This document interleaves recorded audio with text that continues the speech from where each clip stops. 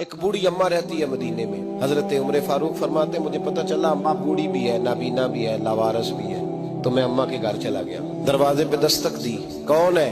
میں نے کہا میں خطاب کا بیٹا عمر ہوں. پتہ چلا آپ کا کام کرنے والا کوئی نہیں، میں روز آیا کروں گا، برتن دھو جایا کروں گا. تو اماں کہنے لگی بیٹے نہیں، ایک بندہ 3 سال سے آ رہا ہے، وہ سارے کام کر جاتا ہے، وہی صحیح ہے مجھے. تو جناب عمر فرماتے ہیں میں نے کہا میں نے بھی آج ڈھونڈنا ہے یہ کون ہے. اماں کے گھر کے سامنے جھاڑی میں چھپ کے بیٹھا تھا، وہی ہوا جس کی امید تھی. کہتے میں بیٹھا دیکھ رہا تھا ابو بکر بوڑھی اماں کے گھر میں جھاڑو دے رہے تھے.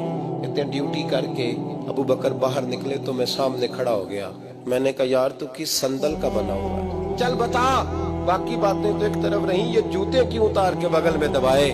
تو صدیق اکبر فرمانے لگے جوتوں سے آواز پیدا ہوتی ہے. میں اماں کی نوکری کرنے جا رہا ہوں، دنیا کو تو نہیں نہ بتانا کہ ڈیوٹی کر رہا ہوں.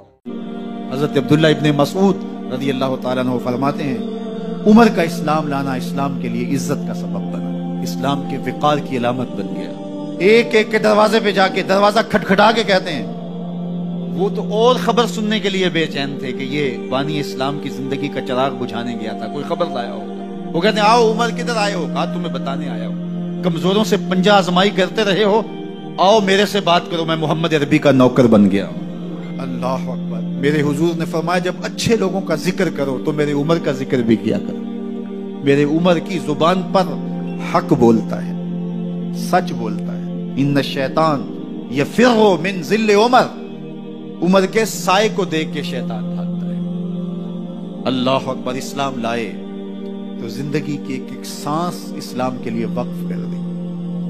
حضور کا پہرا دیا، حضور کی ناموس کا پہرا دیا، حضور کی شریعت کا پہرا